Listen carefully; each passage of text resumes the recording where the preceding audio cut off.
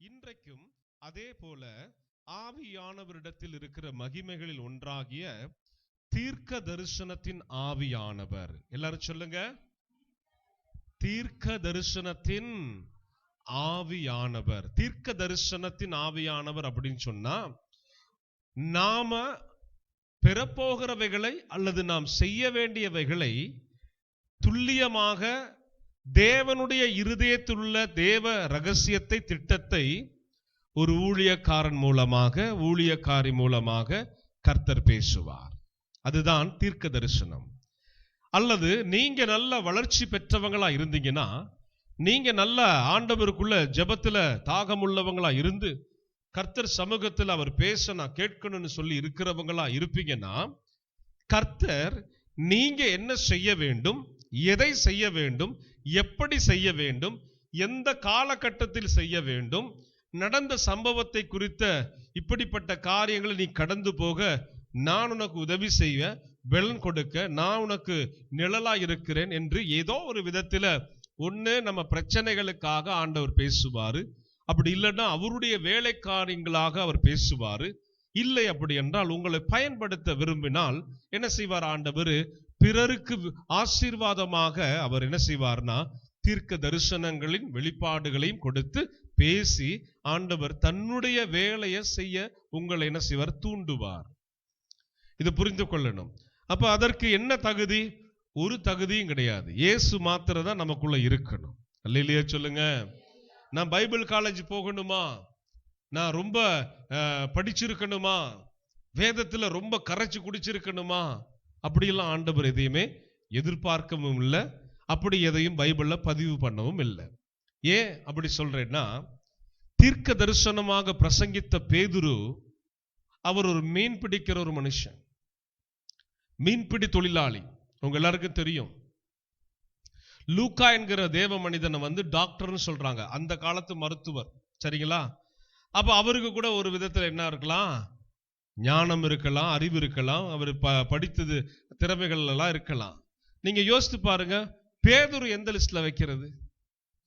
பேதுருவை போல மீன்பிடிக்க சென்று மீன் தொழில் செய்த சாதாரணமான ஒரு நடுத்தர குடும்பத்தை சார்ந்த ஒரு எளிய மனிதனை தான் என்ன செய்யறாரு? ஆண்டவராக இயேசு தெரிந்து கொண்டு சொல்றாரு, இந்த கல்லின் மேல் என் சபையை கட்டுவேன், பாதாளத்தின் வாசல்கள் இதை மேற்கொள்ளாது. பேதைகளை கொண்டு வாய் திறந்து பேசுகிறார் கர்த்தர். ஞானத்தில் குறைவுள்ளவர்களை கொண்டு பேசுகிறார் கர்த்தர். யாரை கொண்டு பேச முடியும்? உயர்ந்த அந்தஸ்தில் உள்ள ஊழியக்காரர்கள் மூலமாய் பேசுவார்னு எதிர்பார்க்கிறீங்களா? இல்ல இல்ல இல்ல. சாதாரண நிலையில் இருக்கிற தேவ மனிதர்கள் பேசுவாங்க. சாதாரண நிலையில் இருக்கிற நல்ல ஜெப வீரர்கள் பேசுவாங்க. சாதாரணமாய் வாழ்க்கை நடத்துகிற நடுத்தர குடும்பத்தில் உள்ளவங்களை கொண்டு கர்த்தர் பேசுவாரு. உங்களுக்கு பேசணும் அல்லது உங்களோடு அவர் பேசணும் என்று சொன்னால் அவருடைய அந்த நாமம் என்ன நாமம்? தீர்க்க தரிசனத்தின் ஆவியானவர் என்ற நாமம். அல்லேலூயா சொல்லுங்களேன். தீர்க்க தரிசனம் எதற்கெல்லாம் தேவைப்படும்? செய்ய போகிற காரியத்திற்கு தீர்க்க தரிசனம் தேவைப்படும். தீர்க்க தரிசனம் வேற எதற்கு தேவைப்படும்? தேவ திட்டம் நிறைவேற ஒரு மனிதனை கொண்டு கர்த்தர் செய்ய வேண்டிய காரியத்தை ஜனங்களுக்கு வெளிப்படுத்த தீர்க்க தரிசனம் தேவைப்படும். தீர்க்க தரிசனம் எதற்கு தேவைப்படும்? நம்முடைய குடும்பத்தை நடத்துகிறதற்கும் தீர்க்க தரிசனம் தேவைப்படும். இந்த வழியில நடங்க, இதுல போகாதீங்க, இதுல போங்க, இது பள்ளம் இருக்குது, இதுல பாதை உனக்காக வைக்கப்பட்டிருக்குது. கர்த்தர் ஏதோ ஒரு விதத்திலே பேச ஆரம்பிப்பார். எப்படியெல்லாம் பேசுவார்? தேவனுடைய ஆலயத்தில் வந்து பங்கு கொள்ளும் போது கர்த்தர் வார்த்தைகள் நூடாக உங்களோடு பேச முடியும். ஆமென் சொல்லுங்களேன். அதை கவனிக்கிறத பொறுத்து தான் இருக்குது. நீங்கள் வேதத்துல பேசப்படுகிற சத்தியத்துல நீங்க எவ்வளவு நுணுக்கமா கவனிக்கிறீங்க, எவ்வளவு அதுல கவனம் செலுத்துறீங்க. இது எனக்கு பேசப்பட்ட வார்த்தை, இது எனக்கு கொடுக்கப்பட்ட வார்த்தை. ஒரு வாரத்துக்கு முதல்ல ஒரு சேனல், கிறிஸ்தவ சேனலை நான் போட்டு அமர்ந்து கொஞ்ச நேரம் பார்த்துக்கிட்டு இருந்தேன். ஆக்சுவலி நான் எதையாவது நியூஸ் பார்ப்பேன், இல்லை கிறிஸ்தவ சேனல் பார்க்கும்போது ஏதாவது ஒரு செய்தி வந்துச்சுன்னா கொஞ்ச நேரம் கவனிப்பேன். ஏன்னா ஏதாவது வேலை இருக்கும், முழு செய்தியில நம்ம கேட்க நேரம் கிடையாது. அப்ப அந்த செய்தியுடைய இறுதி பகுதியில முடிய போற நேரத்துல நான் போட்டிருப்பேன் போல, கடைசியாக அந்த தேவ மனிதர் பேசுகிற உபதேசத்துல எனக்கு தேவையான 4 வார்த்தையை கர்த்தர் வச்சிருந்தார். ஒரு அல்லேலூயா சொல்லுங்க. அதுதான் எனக்கு எதிர்பார்ப்பு, அதுதான் என்னுடைய ஜெபமா இருக்குது. அந்த நேரத்துல கரெக்டா ஆண்டவர், அவர் ஒரு தீர்க்கதரிசி, நல்ல தேவ மனிதர், ஊழியக்காரர், அவர் பேசி சொல்லி திடப்படுத்தின அந்த வார்த்தைகள் அது எனக்குரியது. உடனே ஆண்டவருக்கு நன்றி சொன்னேன். ஆமென் சொல்லுங்களேன். கர்த்தருக்கு நன்றி சொன்னேன். ஹல்லேலூயா. எதையாவது எதிர்பார்த்து கொண்டிருக்கும் போது, எதையாகலும் தேவனிடத்திலிருந்து பெற வேண்டும் என்று எதிர்பார்த்திருக்கும் போது, அல்ல கர்த்தர் கதவை எனக்கு திறக்க வேண்டும் என்று எதிர்பார்த்திருக்கும் போது, ஒரு சில விதமான நன்மைகள் பெருக வேண்டும் என்று எதிர்பார்த்திருக்கும் போது, செய்ய போகிற தொழில் வேலைகள் குறித்த எதிர்பார்ப்பு உங்களிடத்தில் இருக்கும் போது, எல்லாவற்றுக்கும் வார்த்தை உண்டு. கவனிக்கணும். நீங்கள் கவனம் செலுத்துகிறதை வைத்துதான் இது என்னுடைய வார்த்தை என்று அந்த நேரத்தில் கர்த்தருக்குள் நீங்க என்ன செய்யப்பட முடியும்? உணர்த்தப்பட முடியும். அல்லேலூயா, அல்லேலூயா. தீர்க்க தரிசன ஆவி இல்லாமல் ஊழியம் கிடையாது. நல்லா கவனிக்கணும். அதனாலதான் நான் வலியுறுத்தி சொல்லுவேன், ஊழியக்காரர்கள்னா ஆண்டவரோடு பேசுங்க, பேசணும். கர்த்தர் உங்களோடு பேசணும், நீங்க அவரோடு பேசணும். சபை விசுவாசிகள் தேவனோடு பேசணும், தேவன் உங்களோடு பேசணும். எல்லாரோடும் பேச வேண்டும் என்று சொல்லி மோசே ஆசைப்பட்டதை நாம் பார்த்தோம் அல்லவா? சமஸ்த இஸ்ரவேலரோடும் கூட அந்த ஆவியை வைத்தால் நலமாயிருக்கும் என்று மோசே சொன்னதை நாம் பார்த்தோம் அல்லவா? ஆண்டவர் உங்களோடு இடைப்பட ஆரம்பித்து விட்டால் நீங்க வேறு மனுஷனா, வேறு மனுஷியாய் மாற முடியும். கர்த்தர் உங்களோடு பேச ஆரம்பித்து விட்டால் உங்களுடைய ஆவிக்குரிய மகிமை, வல்லமை, வரங்கள், கிருபை, தாளந்துகள் பெருக ஆரம்பிக்கும். கர்த்தர் பேசணும். கர்த்தர் பேசுவதை ஜனங்கள், ஊழியர்கள் விரும்ப வேண்டும். அதனாலதான் நான் சொல்லுவேன், தீர்க்க தரிசனம் இல்லாத இடத்தில் ஜனங்கள் சீர்கெட்டு போவார்கள். 2 அர்த்தம் இருக்கு அதுக்கு. உண்மையிலேயே தீர்க்க தரிசன அபிஷேகம் இருக்கணும். ஊழியக்காரன் என்று சொன்னால், வழிகாட்டி என்று சொன்னால், தீர்க்க தரிசன அபிஷேகத்தில் நிரப்பப்பட்டு இருக்கணும். அவன் தீர்க்க தரிசியாக இருக்கணும் என்கிற அவசியம் இல்லை. தீர்க்க தரிசன அபிஷேகம் வேற, தீர்க்க தரிசி வேற. தீர்க்க தரிசியாக இல்லாவிட்டாலும் தீர்க்க தரிசன அபிஷேகம் இருந்தா ஆலயத்தில் ஜனங்களுக்கு தேவையானதை பிரசங்க வேளையில கர்த்தர் பேசுவாரு, இல்லைன்னா ஆராதனை நிறைவின் பகுதியில பேசுவாரு, அல்லது பேச சொல்லி பேசுவாரு, அல்லது அவர்கள் ஜெப வேளையில பேசி இந்த குடும்பத்திற்கு இந்த ஆலோசனை சொல்லு, இந்த நபருக்கு இந்த ஆலோசனை சொல்லு என்று தேவன் பேசுவார். அல்லேலூயா, அல்லேலூயா, அல்லேலூயா. கர்த்தருடைய நாமம் மகிமைப்படுவதாக. நீங்க தெரிந்து கொள்ளுகிற ஸ்தலம் எப்படிப்பட்டது? அதனாலதான் சொல்றேனே, சபைகள் அநேக எழும்பலாம், ஊழியக்காரன் ஊழியக்காரிகள் திரளா எழும்பலாம். பைபிள் தூக்கின ஆளெல்லாம் ஊழியக்காரங்க கிடையாது, தெரிஞ்சுக்கணும். ஒரு புறம் ஆண்டவர் தம்முடைய தாசர்களை எழுப்புகிறார், மறுபுறம் பிசாசு ஒரு கூட்டத்தை எழுப்புகிறார். நல்லாதான் உடுத்திருப்பாங்க, நல்லாதான் இங்கிலீஷ்லாம் பேசுவாங்க, நல்லாதான் பிரசங்க மாதிரி இருக்கும், மாதிரி தான் இருக்கும். அங்க ஆண்டவர் இருக்க மாட்டார், தெரிந்து கொள்ளணும். எதற்காக இதை நான் வலியுறுத்தி சொல்லுகிறேன் சொன்னா, வஞ்சனைக்கு தப்பும்படிதான் இயேசு கடைசி காலத்தை குறித்து பேசி இருக்கிறார். அந்தி கிறிஸ்துவின் ஆவியை குறித்து தான் ஆண்டவர் நமக்கு முன்னெச்சரிக்கையாக பேசியிருக்கிறார். சாத்தானுடைய சதி திட்டங்களை குறித்து புதிய ஏற்பாடு பேசுகிறது. அப்ப நம்ம என்ன செய்யணும் சொன்னா, நாம் அதுல பயிற்சி பெற்று நாம் அதுல நடக்கிறவர்களாக காணப்படணும். அல்லேலூயா சொல்லுங்களேன். சபையை குறித்து ஏதாவது ஆண்டவர் அடுத்த ஒரு திட்டம் வச்சிருந்தா என்னோடு பேசுவார், தரிசனத்துல பேசுவார், சொப்பனத்துல பேசுவார், அல்லது ஜெப வேளையில பேசுவார். இதை இப்ப ஆவியானவரை குறித்த பிரசங்கம் நம்ம ஏறெடுக்கணும் சொல்லி கடந்த வருஷத்தின் இறுதியில பேச ஆரம்பித்தார். அவர் பேசினதை தான் நிறைவேற்றிக்கிட்டு இருக்கிறேன். நான் என் சுயசித்தமா ஒண்ணுமே செய்யல. நான் இதுக்கு அடுத்தது என்ன பேச வேண்டும், தேவ ஆவியானவர் எனக்கு ஆலோசனை தருவார். அந்த ஆலோசனைப்படி தான் தேவ வார்த்தைகளை எடுத்து வந்து உங்களுக்கு நான் பிரசங்கிக்கிறேன். இது எப்படி நடைபெறுகிறது? தீர்க்க தரிசனத்தின் ஆவியானவர் ஒவ்வொரு ஆவிக்குரிய மனிதனுக்கு ஏற்றபடி அதை தந்து வெளிப்பாடு கொடுத்து பேசுவார். இன்னொரு புறம் பார்த்தீங்கன்னா, உலகத்துல நிறைய ஆவிகள் இருக்குது, குறி சொல்லுகிற ஆவிகள் இருக்குது. குறி சொல்லுகிறது போல கடந்த காலம் என்ன, வரப்போகிற காலம் என்ன, கடந்த காலம் குறி சொல்லுகிற ஆவிகளுக்கு தெரியும். ஆனால் கடவுள் ஒரு மனிதனுக்கு வைத்திருக்கிற எதிர்கால திட்டம் தெரியாது. குறி சொல்லுகிற ஆவிகளுக்கு எதிர்கால திட்டம் தெரியாது. அதான் என்ன செய்யும், சுயத்துல எதையாவது அந்த மனுஷன் அந்த மனுஷிய கொண்டு போய் சுத்தி நெளிச்சு எங்கேயாவது பிரச்சனையில கோத்து விடணும். எதையாவது அவன் செய்வது எல்லாம் தீங்குதான். நல்லா கவனிக்கணும். நல்ல தேவ மனிதர்களுக்கு குளிர்ந்து செயல்படுவது பரிசுத்த ஆவி. பொல்லாத ஆவி உடைய மனிதர்கள் பேசுவது குறி சொல்லுகிற ஆவி. குறி சொல்லுகிற ஆவியுடைய திட்டம் என்னன்னு பாத்தீங்கன்னா, ஏதோ ஒரு விதத்துல அவங்களை கொண்டு போய் வேறு விதமா ரூட்டை மாத்தி அவங்கள கொண்டு போய் ஏதாவது கண்ணீர் வடிக்க, பிரச்சனையில சிக்க, தடுமாற இப்படியே வச்சிருவான். இல்லைன்னா கோர்வையாக பிரச்சனைகளுக்குள்ள கோத்து விட்டுருவான். சில ஆட்கள்கிட்ட தேடி போவாங்க. உடனே அவர் சொல்லுவாரு, இந்த ஆளு தாமா உனக்கு வச்சிருக்கிறாங்க, இந்த ஆள் தான் உனக்கு செய்வன செய்தாங்களா இல்ல உண்மையிலே தெரியாது. அதெல்லாம் பொய்யின் ஆவி. ஒருத்தருக்கு ஒருவர் பகையை மூட்டி விட்டணும். ஜன்ம பகையா மாறிடும். அந்த குடும்பத்துக்குள்ள சொந்தக்காரங்களுக்குள்ள பகையை மூட்டு ஆவி, பொல்லாத ஆவிகள்.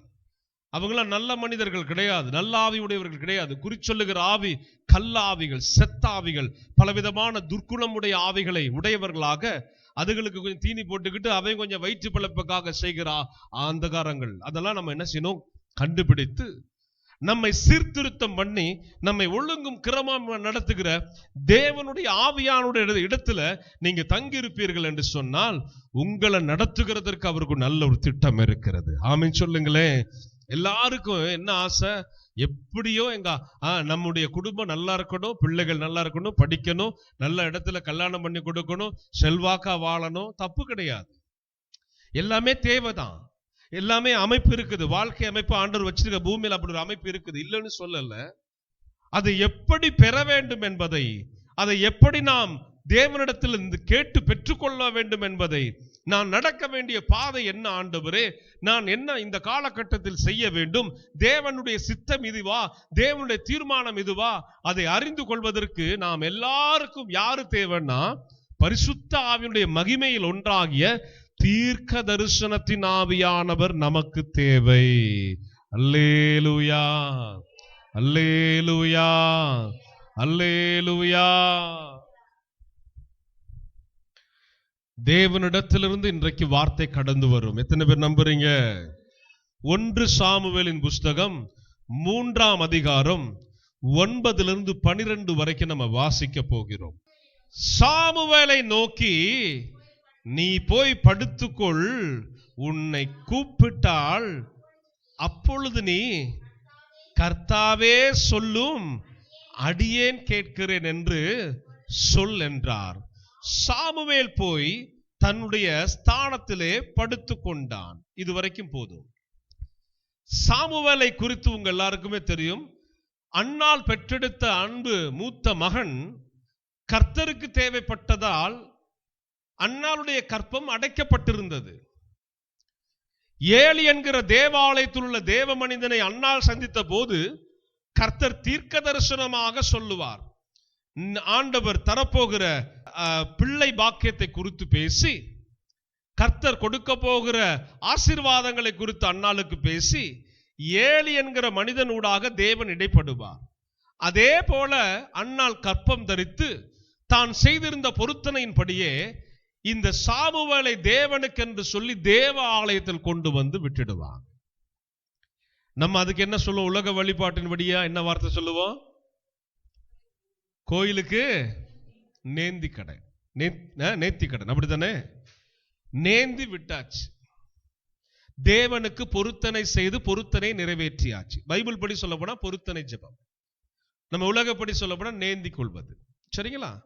நேந்தி கொள்ளுகிற காரியம் நல்லது, சரிங்களா? அதை நிறைவேற்றிடணும். ஆமென் சொல்லுங்க. நேந்தி கொள்வதற்கு முன்பதாக, பொருத்தனை செய்வதற்கு முன்பதாக நீங்க என்ன செய்திருக்கணும்? தீர சிந்தித்து முடிவெடுத்து இருக்கணும். அந்த முடிவை நீங்க அழகா நிறைவேற்ற ஒப்பு கொடுத்தா கர்த்தர் உங்கள் பொருத்தனைக்கேற்ற பலனை அதிகமாய் ஆசீர்வாதமாய் உங்கள் மடியில் பலனாய் கொடுத்து ஆசீர்வதிப்பார். எத்தனை பேர் ஆமென் சொல்லுவீங்க? ஒரு அல்லேலூயா சொல்லுவோமா?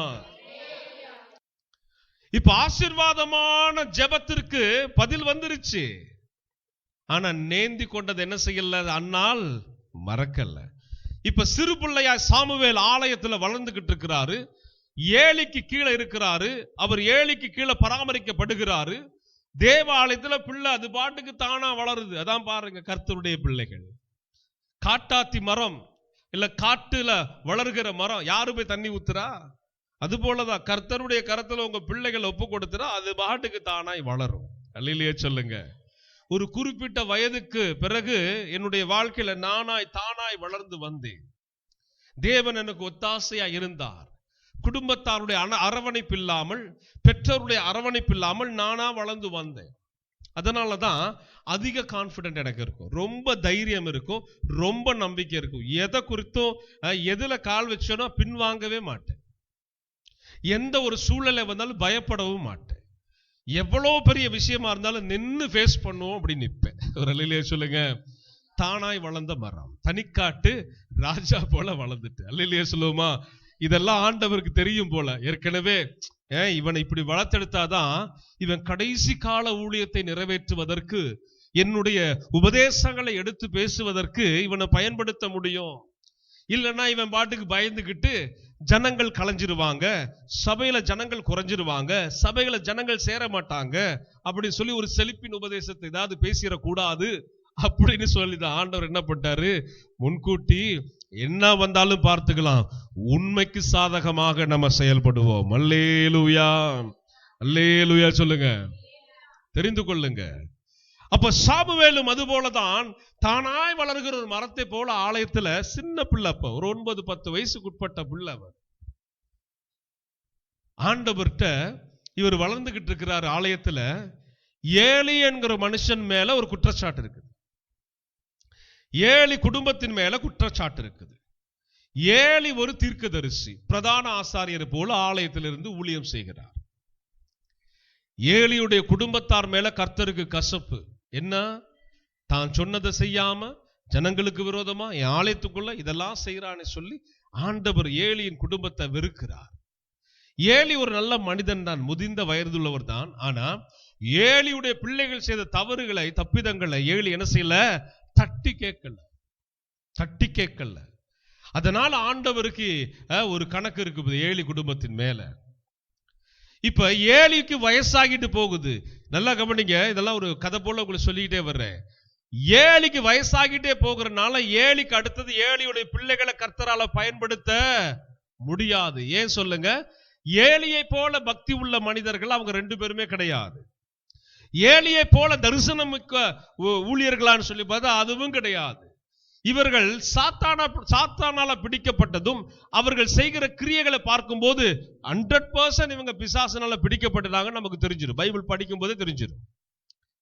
அதே வேளையில தேவனால் தெரிந்து கொள்ளப்பட்ட அன்னாள் பெற்றெடுத்த சாமுவேல் சிறுபிள்ளை பருவத்திலேயே கர்த்தர் முடிவு பண்ணிட்டாரு, இனி ஏலியோடு செய்த டீலிங்க இனிமே யாரு கூட நான் செய்யணும்? சாமுவேலோடு செய்யணும். சின்ன பையன் தான், 9-10 வயசுக்குட்பட்ட சாமுவேலோடு கர்த்தர் பேச விரும்பினார். ஆமீன் சொல்லுங்களேன். எல்லாரும் சொல்லுங்க, நம்முடைய தேவன் பேசுகிற தேவன். நான் ஆராதிக்கிற இயேசு பேசுகிற தேவன். நான் ஆராதிக்கிற ஆவியானவர் பேசுகிறவர் அவர். அல்லேலூயா, அல்லேலூயா. எப்படியெல்லாம் பேசுகிறார் என்பதை இன்னைக்கு ஒரு சில காரியங்கள் நாம பார்க்கலாம். இது குறித்து பார்க்க போனா அது பெரிய டீச்சிங், ரொம்ப நேரம் போய்கிட்டே இருக்கும். ஆனா 1 மணி நேரத்திற்குள்ள நம்ம என்ன ஆண்டவரை குறித்தும் வார்த்தை குறித்தும் தெரிந்து கொள்ள போகிற காரியங்கள். 3 முறை இரவுல சாமுவேல் உறங்கும் போது இப்ப ஏலியை விட்டு சாமுவேல் கிட்ட வந்துருவார் ஆண்டவர். இனி வேலை வந்து சாமுவேல் ஏலியோடு பேசுறது இல்ல, டீலிங் வந்து இனிமே சாமுவேலோட. ஆண்டவர் ஒரு இரவுல வந்து 3 முறை கூப்பிடுவார் சாமுவேலை. சாமுவேலே சாமுவேலே அப்படின்னு சொல்லி. சாமுவேல் என்னன்னா, இவர் இப்ப ஒரு ஏலிக்கு கீழே இருக்கிறாரா? ஏலிதான் மூத்த வயதான தேவ மனிதர் ஆச்சே, அவர் தான் உதவி கேட்டு கூப்பிடுகிறார் போல. ஏன்னா ஏலிக்கு கண் பார்வையும் குறைந்துகிட்டு வருது. ஏலி கூப்பிடுறாரு போல ஏதோ உதவிக்காக அப்படி சொல்லி ஏஞ்சி ஓடுவார். அங்க போய் ஐயா சொல்லுங்க அப்படின்னு நிற்கும் போது ஏலி சொல்லுவாரு, நான் உன்னை கூப்பிடலப்பா, நீ போய் படுத்துக்க. திரும்பவும் போய் அதே சத்தம், திரும்ப சொல்லுவார் ஏலி, நான் உன்னை கூப்பிடல, நீ மறுபடியும் போய் படுத்துக்கப்பா. மூணாவது முறையும் கூப்பிடுவாரு. இப்ப ஏலிக்கு புரிஞ்சிற விஷயம் ஏன்னா ஏலி கர்த்தருடைய தீர்க்கதரிசி. சொல்லுங்க, ஏலி யாருங்க? தீர்க்கதரிசி. ஏலிக்கு இந்த அனுபவம் இருக்குது. ஏலிய ஆண்டவர் கூப்பிடும் போதும் ஏலியே ஏலி என்று 3 முறை கூப்பிட்டுருக்கலாம், 2 முறை கூப்பிட்டுருக்கலாம், 1 முறை கூப்பிட்டுருக்கலாம். ஏலி என்கிற மனிதன் தீர்க்கதரிசன அபிஷேகத்தின் ஆவில் நிரப்பப்படுகிற ஆரம்ப காலத்துல சாமுவேலுக்கு கிடைத்த இந்த அனுபவம் கிடைக்கப்பட்டிருக்கலாம்.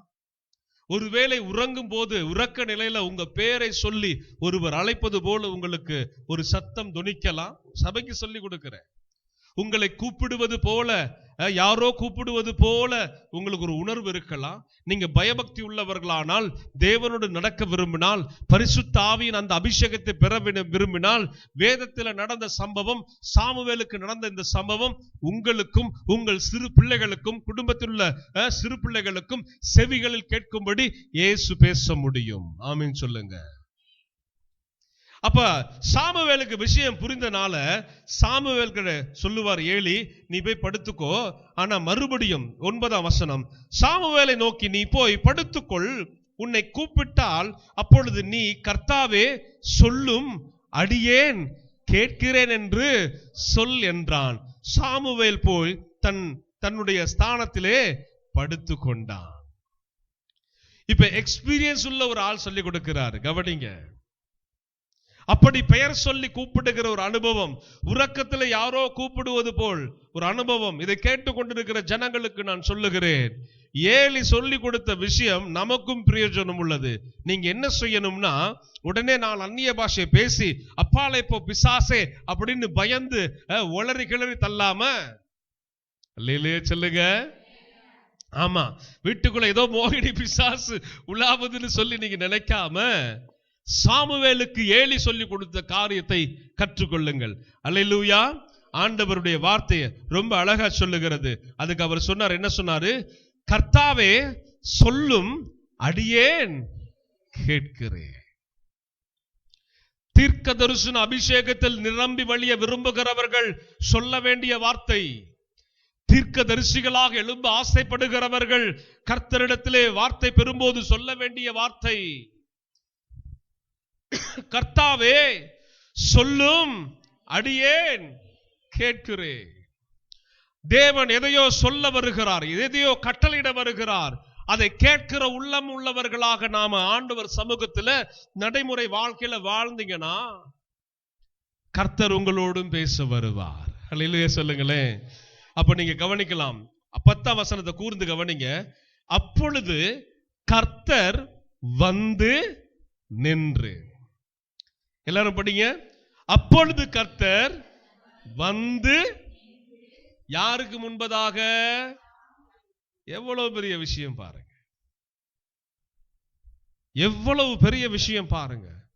கடவுள் ஒரு 9 அல்லது 10 வயது சிறுவனுக்கு முன்பதாக பரலோகத்தின் சிங்காசனத்தில் வீற்றிருக்கிறவர், பரலோக ராஜ்யத்திலே ஆளுமை செய்கிற தேவன், 1000-16000 தேவ தூத சேனைகளை உடைய கர்த்தர் தன்னுடைய எல்லா மகிமையும் விட்டு, எல்லா அவருடைய பராக்கிரமத்தை விட்டு, ஒரு 9 - 10 வயசுக்கு உட்பட்ட ஒரு சிறுவனை சந்திக்க கர்த்தர் வந்து நின்று சாமுவேலே சாமுவேலே என்று கூப்பிட்டார். இதுதான் இன்னைக்கு சபை புரிந்து கொள்ள வேண்டும். நான் ரொம்ப படிச்சிருக்கணுமா, நான் ரொம்ப ஆவில நிரம்பணுமா, நான் ரொம்ப நேர வேதத்தை தியானிக்கணுமா, அது உங்களுடைய தனிப்பட்ட கருத்து.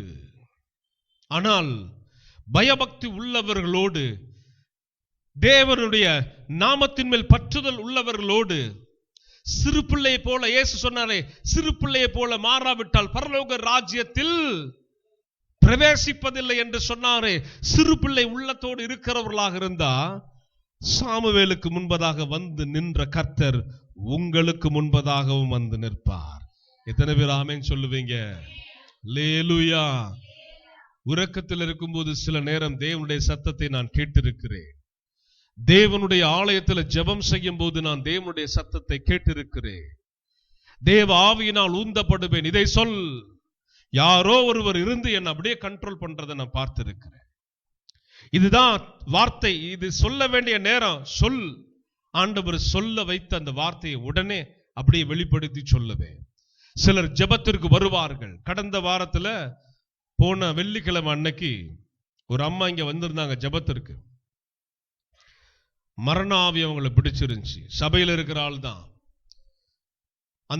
அந்த சகோதரி இடத்துல கர்த்தர் சொல்லும்படி பேசிக்கிட்டு இருக்கும் போது தேவனின் சிந்தனையில வைத்த காரியத்தை சொல் என்று வெளிப்படுத்தி சொல்ல வைத்தார். உடனே அந்த வார்த்தையை நான் சொன்னேன். அவங்க முகம் அப்படியே மாறிச்சு. என்னன்றது விவரமா நான் சொல்ல மாட்டேன். அதை சொன்னாதான் அந்த ஆத்துமாவுக்கு அந்த இடத்துல என்ன வரும்? ஒரு மனமாறுதல் வரும். அவங்க எதிர்பார்க்கிற ஒரு விரட்சிப்பு வரும், ஒரு மீட்பு வரும். போராடுகிற அந்த போராட்டத்தின் பிடியிலிருந்து அவங்க வெளிவர முடியும். அது கர்த்தருக்கு தெரியும். இவங்க உணராம இருக்கிறாங்க. ஆண்டவர் சொல்ல சொன்னாரு, சொல்லிட்டேன். மனசை திறந்து ஆண்டோடு பேசிட்டாங்க. ஆண்டவர் விடுதலை கொடுத்துட்டார். எத்தனை பேர் சத்தமா இல்லையா சொல்லுவீங்க? நேற்று வந்து ஜெபத்துக்கு பிறகு பரவாயில்லன்னு உபவாச கூட்டத்தில் வந்து சொல்லிட்டு தான் போனாங்க. எத்தனை பேர் கரங்களை தட்டி கர்த்தரை மகிமைப்படுத்துவீங்க? ஹல்லேலூயா, ஹல்லேலூயா. ஏன் ஆண்டவர் அங்க பேசினார் அப்படின்னு சொன்னா, அவங்க தாகத்தோடு புறப்பட்டு வந்தாங்க. இயேசுவின் மேல் நம்பிக்கை வைத்து ஊழியக்காரனை தேடி வந்தாங்க. ஊழியக்காரன் மேல வைத்து இயேசுவை நம்பி வரல. நல்லா கவனிக்கணும். இயேசுவின் மேல் நம்பிக்கை வைத்து ஊழியக்காரனை தேடி வந்தாங்க. அதனால அங்க அற்புதம் நடந்துச்சு. அல்லேலூயா. ஆமா, நீங்க யாரை தேடி வருகிறீங்க, யாரை தேடி போகிறீங்கன்றது ரொம்ப முக்கியம். நீங்க இருக்கிற இடத்துல இருந்து ஆண்டவரோடு பேச நீங்க மனதை பக்குவப்படுத்தினா, ஆண்டவரோடு நெருங்கி வந்தா, சிறு பிள்ளைகளா இருந்தாலும் சரி, வாலிபர்களா இருந்தாலும் சரி, மூத்தவர்களா இருந்தாலும் சரி, ஆண்டவரால பேச முடியும். எத்தனை பேர் நம்புறீங்க? சத்தத்தை விருத்து அல்லேலூயா. கர்த்தருடைய நாமம் மகிமைப்படுவதாக. 11ஆம் வசனம், கர்த்தர் சாமுவேலை நோக்கி, இதோ நான் இஸ்ரவேலில் ஒரு காரியத்தை செய்வேன், 2 காதுகளிலும் அது தொனித்து கொண்டிருக்கும். நான் ஏலியின் குடும்பத்திற்கு விரோதமாக சொன்ன யாவையும் அவன் மேல் அந்நாளிலே வரப்பண்ணுவேன், அதை தொடங்கவும் அதை முடிக்கவும் போகிறேன் என்றார். இதெல்லாம் யாரு கேட்டுக்கிட்டு இருக்கிறா? 9 to 10 வயதுக்குட்பட்ட சாமுவேல் கேட்டுக்கிட்டு இருக்கிறார். யோசிச்சு பாருங்க. நம்ம குடும்பத்தில் ஒரு முக்கியமான விஷயத்தை பேசிக்கிட்டு இருக்கும் போது உடனே என்ன செய்வோம்? சின்ன பிள்ளைங்கள் எல்லாம் அந்த ரூமுக்கு போய் விளையாடுங்க, டைரக்ட் பண்ணுவோம் இல்லையா? ஆண்டவர் சிறுவனிடத்தில் பேசின காரியம் பெரிய விஷயம். ஒரு குடும்பத்தின் சந்ததியை கர்த்தர் அழிக்க திட்டமாயிட்டாரு. அவங்க செய்த வேலை அப்படி. சரிங்களா? எல்லாரையும் ஆண்டவர் அப்படி செய்ய மாட்டார். அவர் ஒரு புறம் தான், உங்களுக்கு தெரியுமே, அன்பை சிலுவையில பொழிந்துட்டு போனவர். ஆனா மறுபுறம் இவங்க என்ன செய்தாங்க? துணிகரமாக இந்த 2 பேரும், ஏலியுடைய பிள்ளைங்க துணிகரமாக பலியிட்டு அதனுடைய கரிகளை கொழுப்புகளை எண்ணெயில அதை நெருப்புல வாட்டிக்கிட்டு இருக்கும் போது, ஆசாரியருக்கு தேவை, கறி தேவை, கொண்டா, ஆண்டவருக்கு பலி நடந்துகிட்டு இருக்கும், பலி செலுத்தப்பட்டுகிட்டு இருக்கும். அது முழுமை அதான் முடிஞ்சதுக்கு பிறகு அவங்களுக்கு தான்.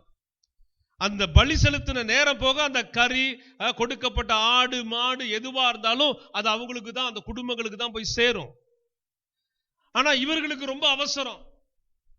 ஆசாரியருக்கு தன் தகப்பனாருக்கு வேணும்னு சொல்லி இவருக்கு போய் சொல்லி என்ன செய்வாங்க?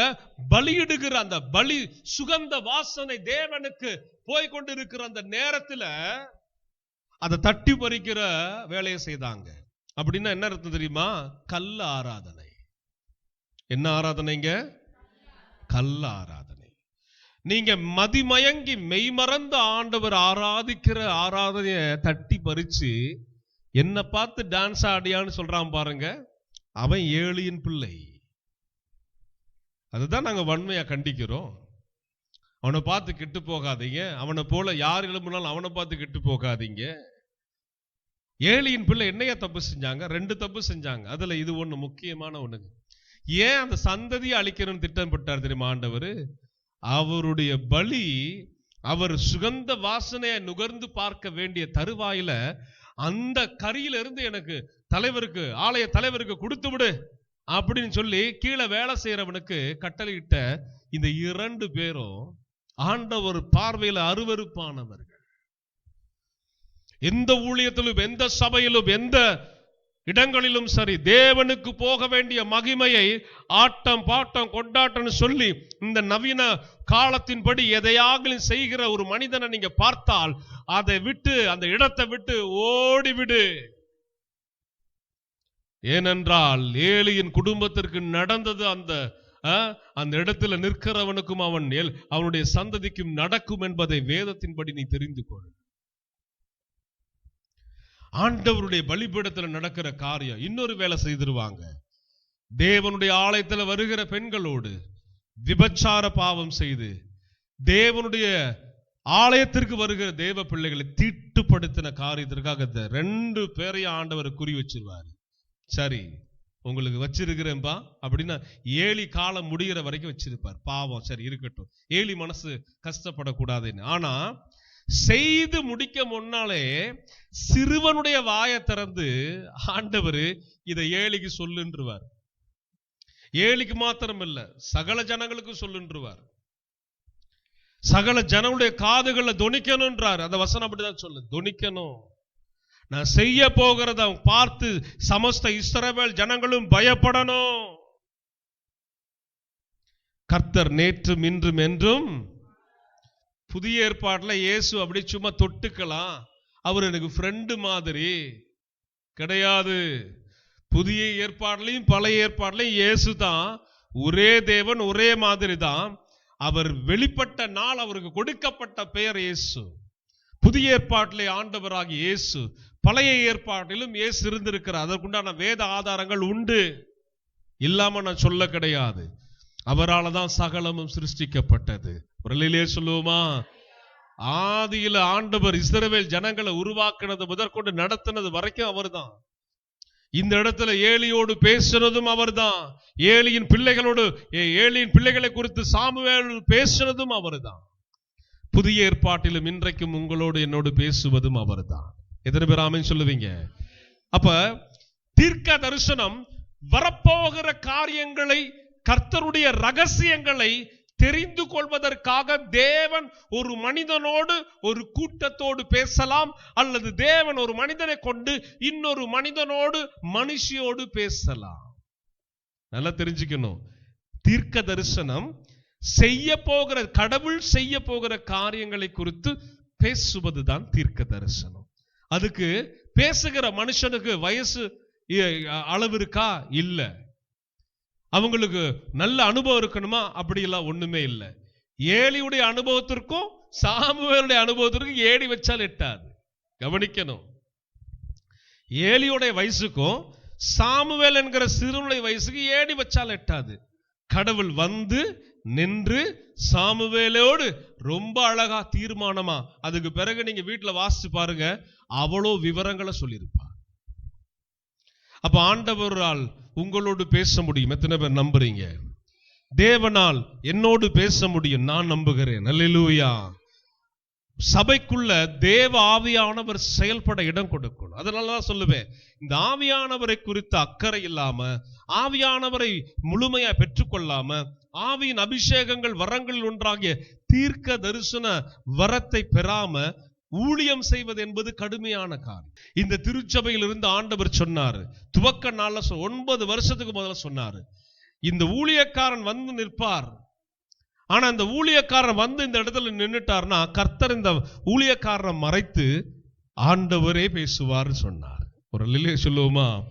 இந்த 9 வருஷமா நானும் பார்க்கிறேன், கர்த்தரே இந்த இடத்துல இருந்து பேசுகிறார். ஹல்லேலூயா. தேவனே வார்த்தைகளை கொடுத்து பேசுகிறார். ஹல்லேலூயா. நீங்கள் வளரும்படி அவர் உங்களோடு பேசுகிறார். ஆமென் சொல்லுங்களேன். அதனாலதான் சுயநலமற்றமான ஒரு உபதேசம், வஞ்சனை இல்லாத வார்த்தைகள் இங்கிருந்து புறப்படும். எந்த ஊழியர் நீங்க பாருங்க, விரலூட்டி எண்ணிடலாம். சில ஊழியங்கள்ல மாத்திரம்தான் நீ எழும்பணும், நீ பிரகாசிக்கணும், கர்த்தர் உன்னோடு இடைப்படுவார், நீ யாருன்னு உனக்கு தெரியுமா, நீ ஜெபித்தாலே நீ சுகமாவா. இதை எங்க சொல்லி கொடுப்பாங்க தெரியுமா? இயேசு எந்த சபையிலிருந்து பேசுகிறாரோ அந்த திருச்சபையில பிரசங்கிக்கப்படும். அல்லேலூயா சொல்லுங்க. இயேசுடைய அன்பின் நாமத்தை கொண்டு சொல்லுகிறேன், இந்த இடத்திலிருந்து இயேசு உங்களோடு பேசுகிறார். அல்லேலூயா. அப்ப இதை குறித்து இன்னொரு விஷயம் நம்ம பார்க்கலாம். லூக்கா 1 அதிகாரம் 67 வாசிக்க கேட்கலாம். அவனுடைய தகப்பனாகிய சகரியா, நல்லா கவனிங்க, சகரியா யோவான் ஸ்நானகன் இருக்காரு பாருங்க, அவருடைய தகப்பனார் சகரியா. சரிங்களா? எலிசபெத் என்கிற பரிசுத்தவானுடைய கணவர். எலிசபெத் சகரியா இவங்க 2 பேரும் கணவன் மனைவி. சரிங்களா? சகரியா தேவ தூதனை பார்த்து பயந்து அவர் சொன்னதெல்லாம் கேட்டு யோவான் ஸ்நானகனை குறித்தும் கிறிஸ்துவின் பிறப்பை குறித்தும் பேசப்பட போகிற செய்ய ஆண்டவர் திட்டத்தை குறித்து வெளிப்பாடாக தூதன் பேசுவார். தூதனை பார்த்ததுல இருந்தே இவர் பேச்சு இல்லாம அவர் நம்ப மாட்டாரு, நம்பிக்கை இல்லாம ஏதோ உளறிடுவாரு. உடனே அது வரைக்கும் நீ பேசாமல் இருப்பேன்னு சொல்லி தூதன் என்ன செய்வாரு, வாயை கட்டிட்டு போயிருவார். அந்த வாய்க்கட்டு எப்ப உடைக்கப்படும்னா, நல்லா கவனிங்க, மறுபடியும் வாசிங்க 1:67. அதாவது யோவான் ஸ்நானகனுடைய தகப்பனாகிய சகரியா பரிசுத்த ஆவியினாலே நிரப்பப்பட்டு தீர்க்க தரிசனமாக இஸ்ரவேலின் தேவனாகிய கர்த்தருக்கு ஒரு அல்லேலூயா. பரிசுத்த ஆவியானவர் நிரப்பும் போது அதுவரை அனுபவம் இல்லாத ஒரு மனிதன் தீர்க்க தரிசனமாக சொன்ன வார்த்தை. தேவனுடைய ஆவியினால் நீங்கள் நிரப்பப்படும் போது இதுவரை நீங்கள் பேசாத தீர்க்க தரிசன வார்த்தைகளை கர்த்தர் உங்கள் நாவிலே வைக்க முடியும். ஆமென் சொல்லுவோமா? சகரியாவுக்கு 2 blessing. ஒன்னு பரிசுத்த ஆவியினால நிரப்பப்பட்ட blessing, அது 2வது. முதலாவது blessing, கண் திறக்கப்பட்டு தேவ தூதனை தேவ ஆலயத்தில் சந்திப்பார். எவ்வளவு பெரிய பாக்கியம்! ஒரு அல்லேலூயா சொல்லுவோமே. இதெல்லாம் உண்மையா அப்படி சொல்லி பார்த்தா உண்மை. இந்த காலத்திலும் நடைமுறையில உண்மையா? ஆமா, உண்மை. பழைய ஏற்பாட்டில் எசேக்கியேல், ஏசாயா தீர்க்கதரிசிகள் சொப்பனங்களிலாலும் கண்கள் திறக்கப்பட்ட தீர்க்கதரிசிகளாக கர்த்தரால் பயன்படுத்தப்பட்டது போல புதிய ஏற்பாட்டிலும் அதே சம்பவம் தான் நடக்குது. புதுசா ஒண்ணு நடக்கல. சில ஊழியர்கள் பாருங்க, கருத்து வேறுபாடுல சில ஊழியங்களை குற்றப்படுத்துவதை பார்க்க முடியும். தேவ தூதர்களை பார்க்க முடியுமா? தேவ ஆவியானவர் இப்படியா பேசுவாரு? இவருக்கு அனுபவம் இல்ல. தேவனுடைய மனிதனுக்குள் இருப்பதே யாருன்னு இவர்களுக்கு தெரியவில்லை. அதனால சில ஊழியங்களையும் சில தொலைக்காட்சிகளையும் கை நீட்டி குற்றப்படுத்தி பேசுவதை நம்ம பார்க்கிறோம். சகரியாவுடைய கண்கள் திறக்கப்பட்ட போது தேவ தூதனை சந்தித்தார். அதே வேளையில ஆவியில நிரப்பப்பட்ட போது வாய் திறந்து தீர்க்க தரிசனமும் உரைத்தார். இப்ப இதே மனுஷனுக்குள்ள வந்து ஆவியானவர் நமக்குள்ள வரமாட்டேன்னு சொல்ல போறாரா? இல்ல. கேட்டா வருவாரு. தாகம் இருந்தா நம்ம மேல ஊற்றப்படுவார். எத்தனை பேர் விரும்புறீங்க? அல்லேலூயா சொல்லுங்க, சத்தமா சொல்லுவோமா? அப்ப நீங்க கவனிக்க வேண்டிய விஷயம் அதே. லூக்கா 2 அதிகாரத்துக்கு வாங்க. 2 அதிகாரத்துல 25, 26 வாசிக்க கேட்கலாமே. அப்பொழுது சிமியோன் என்னும் பெயர் கொண்ட ஒரு மனுஷன் எருசலேமில் இருந்தான். அவன் நீதியும் தேவ பக்தி உள்ளவனுமாய் இஸ்ரவேலின் ஆறுதலுக்காக காத்திருந்தான். அவன் மேல் பரிசுத்த ஆவி இருந்தார். சொல்லுங்களேன். தேவனுடைய ஆலயத்துல ஒரு ஊழியக்காரனாக பணி செய்கிற சிமியோன் என்கிற ஒரு மனிதன் அக்காலத்துல வாழ்ந்திருக்கிறார். அந்த மனுஷன் பாருங்க, அந்த மனுஷன் அவன் நீதியும் தேவ பக்தியும் உள்ளவனா இருந்தான். கர்த்தர் எப்ப அங்க நிரம்பி ஒரு மனுஷனை நிரப்புகிறார் என்று சொல்லி பார்க்கும்போது அவன் நீதியாய் நடக்கிறவனா இருக்கிறான், இன்னொன்னு தேவ பக்தி உள்ளவனாயும் இருக்கிறான். இஸ்ரவேலின் ஆறுதலுக்காய் காத்திருக்கிறவனாயும் இருந்தான். அவன் மேல் பரிசுத்த ஆவி இருந்தார். தகுதி என்ன தெரியுமா? பரிசுத்த ஆவி நம்ம மேல இறங்கி வர்றதுக்கு நீதியாவே வாழணும். எது செய்தாலும் நீதியா செய்யணும். ஏற்ற தாழ்வு இல்லாம செய்யணும். சரியாக கடவுள் பார்வைக்கு சரியாக செய்யணும். ஒரு அல்லேலூயா சொல்லுங்க. பிள்ளைகளுக்கு செய்கிற சில காரியங்கள்ல இருந்து வீட்டுக்கு வெளியே வந்துட்டு மற்றவங்களுக்கு செய்கிற காரியங்கள் இருந்து எல்லாமே தேவ ஆவியானவர் உங்களுக்குள்ள தங்கணும்னா நீங்க என்ன செய்யணுங்க? நீதியாய் நடந்து கொள்ளணும். எல்லாரும் சத்தமா சொல்லுங்க, நாம் எப்படி நடந்து கொள்ள வேண்டும்? நீதியாய் நடந்து கொள்ள வேண்டும். சிமியோன் மேல ஆவியானவர் இருந்தார். ஏன் இருந்தாரு? பைபிள் அடையாளம் காட்டுது. சிமியோன் நீதியாய் நடக்கிற ஒரு மனுஷனாய் வாழ்ந்தான். சிமியோன் தேவ பயபக்தி உள்ளவனாய் வாழ்ந்தான். அதனாலதான் பாருங்க, நீதியும் தேவ பயபக்தி உள்ளவனாயும் இஸ்ரவேலின் ஆறுதலுக்காய் காத்திருக்கிறவனாயும் இருந்தார். எதுக்கு? இயேசுடைய பிறப்பை காண்பதற்கு அவன் காத்திருக்கிறவனாகவும் இருந்தான். இயேசுவ இது தேவ ஆவியில இவருக்கு வெளிப்பாடு கிடைச்சிருக்குது. இஸ்ரவேலின் ஆறுதல் யாரு? இயேசு. அவர் வர்ற வரைக்கும் நீ உயிரோட இருப்ப அப்படி சொல்லி வெளிப்பாடு. அப்பதான் சிமியோன் வாய் திறந்து சொல்றாரு, கர்த்தருடைய கிறிஸ்துவை நீ காணும் முன்னே மரணமடைய மாட்டா என்று பரிசுத்த ஆவியினாலே அவனுக்கு அறிவிக்கப்பட்டிருந்தது. அல்லேலூயா சொல்லுங்க, அல்லேலூயா சொல்லுங்க. நான் ஊழியக்காரனாக தேவனுடைய வார்த்தையை பெற்றவனாக தேவ பலிபீடத்திலிருந்து ஒரு உண்மையை சொல்லுகிறேன். தேவன் எனக்கு கொடுத்த தரிசனம் நிறைவேறுகிற வரைக்கும், தேவன் எனக்கு கொடுத்த திட்டம் நிறைவேறுகிற வரைக்கும் இந்த ஜீவன் இந்த சரீரத்தை விட்டு பிரிவதில்லை. அல்லேலூயா. நீங்களும் அப்படி சொல்லணும். எனக்கு தேவன் கொடுத்திருக்கிற இந்த பிள்ளைகளை குறித்த திட்டம் நிறைவேறுகிற வரைக்கும், இந்த குடும்பத்தில் என் ஓட்டம் இந்த மட்டுமாய் ஓடி முடிகிற வரைக்கும், நான் தேவனிடத்தில் கேட்டவைகள் நிறைவேறுகிற வரைக்கும், தேவன் எனக்கு வாக்கு பண்ணினவைகள் நிறைவேறுகிற வரைக்கும் இந்த ஜீவன் என் சரீரத்தை விட்டு பிரிவதில்லை. அல்லேலூயா சொல்லுவோமா? அல்லேலூயா சொல்லுவோமா? சிமியோனுக்கு தேவ ஆவியினால் எது வெளிப்படுத்தப்பட்டதோ அந்த நாள் வரைக்கும் அந்த மனிதன் மரணத்தை காணவில்லை. வாழ்வாதாரம் இருக்குங்க. பரிசுத்த ஆவியாருடைய அபிஷேகத்தில் நிறைய இருக்குது.